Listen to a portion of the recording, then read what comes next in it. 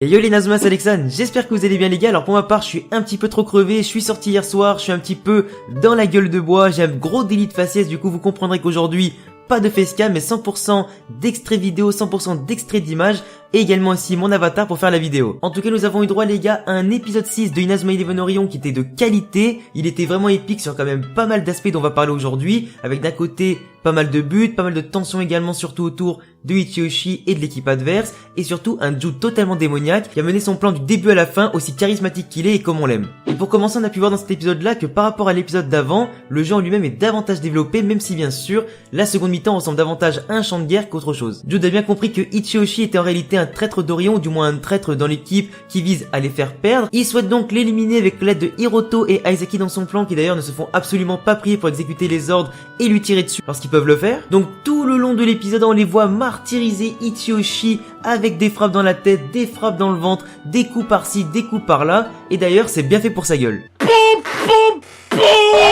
Après on est d'accord aussi que s'occuper d'Ichiyoshi c'est quand même une chose, le fait également de se retrouver sur le terrain limite à 10 contre 12 vu que Ichiyoshi joue limite avec l'équipe adverse, c'est un petit peu compliqué. On a pu voir notamment que avec l'épisode d'avant que le score était de 3-1, dans cet épisode là dès le début le score est encore de 3-1 puis de 4-1 pour l'équipe adverse. Du coup en plus de ça quand Mark encaisse encore une fois un but à cause de la fameuse technique Time Trance du capitaine adverse. Alors en réalité la technique Time Trance elle fonctionne de cette façon là, elle consiste en réalité à changer le timing du tir en tirant d'abord une première fois pour que le gardien adverse utilise sa propre technique, essaie un petit peu de ralentir le ballon avant qu'ensuite le joueur tire une deuxième fois pour changer le timing et pour ensuite marquer un but facilement. Du coup c'est pour ça que Mark a pris 4 buts d'affilée. À chaque fois qu'il lançait Fujin-Rajin, il stoppait un petit peu le ballon était ensuite reculé puis retiré une deuxième fois. Du coup Fujin-Rajin s'enlevait du coup par le manque de temps qu'il avait et surtout le manque de puissance qui restait, et du coup Mark encaissait des buts à chaque fois sans réagir. Il a donc ensuite décidé de se relever et finalement de vaincre ce tir grâce à Nelly qui leur a apporté d'excellents conseils en lui montrant les 3 boules d'Ango qu'elle avait dans la main, qui signifiait du coup à Mark qu'il fallait utiliser un troisième esprit démoniaque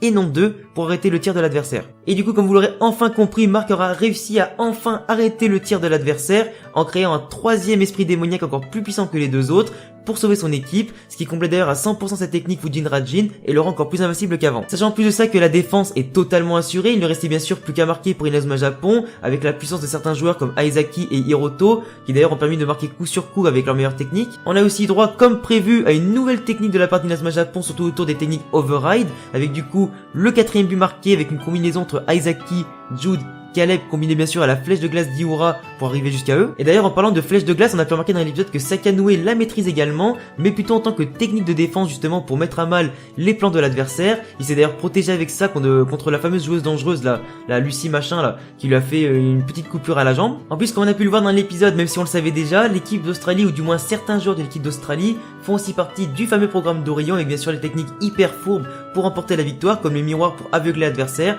ou des lames pour leur faire mal. D'ailleurs la fameuse joueuse qui rentre, alors déjà moi ça m'a un petit peu surpris de voir une fille rentrer sur le terrain, mais je me suis dit bah tiens c'est nouveau que maintenant les filles ont le droit de jouer le FFI ou du moins les qualifications pour le FFI, donc apparemment c'est devenu possible, surtout qu'en plus de là c'était pas vraiment une fille mais plutôt un robot, en tout cas de mon point de vue, vu son comportement un petit peu foireux, le fait qu'elle a voulu analyser un petit peu tous les adversaires, elle a fait des sortes de petits zooms, des petits écrans comme ça, sa capacité également, enfin quand elle parle toujours d'elle à la troisième personne, je trouvais ça un petit peu chelou, et même son comportement il faisait plus penser à un robot qu'à un humain. En tout cas ça ne me paraît pas forcément être un humain, surtout qu'en plus de ça Sakanoue a quand même percé à jour son mystère, il a quand même percé à jour son comportement et le piège qu'il lui avait tendu. Donc du coup il a quand même réussi à immobiliser l'adversaire et la rendre hors de service, il a réussi à mettre à mal du coup son plan de planter tous les joueurs etc. Il lui a fait planter le ballon, du coup tout le monde a remarqué qu'il y avait un problème, la personne ou du moins le petit robot est devenu défectueux et du coup il a décidé de sortir du terrain et d'être changé par un autre joueur. On a aussi vu au passage que l'arbitre ne sert totalement à rien comme d'habitude et que bien sûr personne n'a l'idée de faire fouiller les chaussures de l'adversaire,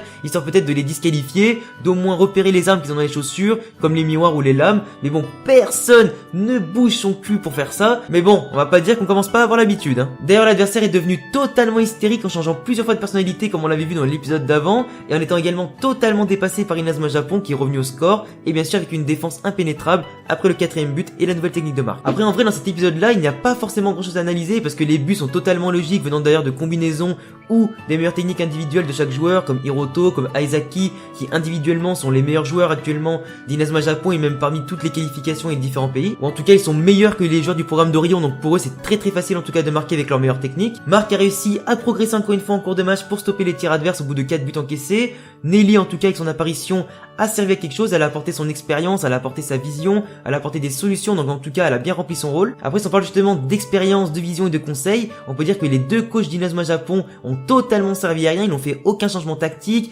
aucun changement de joueur, alors que t'as encore du coup Tatsuya sur le banc qui mériterait de rentrer, d'apporter encore plus de fraîcheur et de puissance. On a Jude en tout cas dans l'épisode qui a tout fait pour éliminer Ichiyoshi ou du moins le rendre hors d'état de nuire ou du moins inefficace dans son plan. Les autres dans le cas de l'équipe l'ont suivi comme Hiroto, comme Caleb, comme Aizaki évidemment. Asuto ne comprend absolument rien à ce qui se passe. Sakanoe lui de son côté n'est absolument pas au courant quand Asuto vient lui parler. Mark non plus n'est pas au courant des plans d'Ichiyoshi ni de sa véritable identité ni rien. Mais en tout cas on a pu voir que Jude fait tout ce qu'il peut pour protéger ses potes et régler en tout cas les situations par ses propres moyens. D'ailleurs il nous offre une image parfaite en mettant un vent cosmique et une image pire que badass en fin d'épisode, prouvant d'ailleurs au passage tout son charisme et le fait qu'il faut pas rigoler avec lui. Parce que bon, quand il lui tend la main et qu'il en plus lâche sa main pour le faire tomber sur son cul, franchement j'ai adoré cette scène là et ça montre à quel point Jude il est badass et qu'il faut pas faire chier les japonais. En attendant les gars, on verra la semaine prochaine dans l'épisode 7 si l'identité de Ichiyoshi sera révélée aux yeux de tous. On verra bien évidemment le score final du match qui sera à mon avis de 5-4 pour Inazuma Japon avec peut-être encore une fois un but de Aizaki ou un but d'Hiroto pour finir.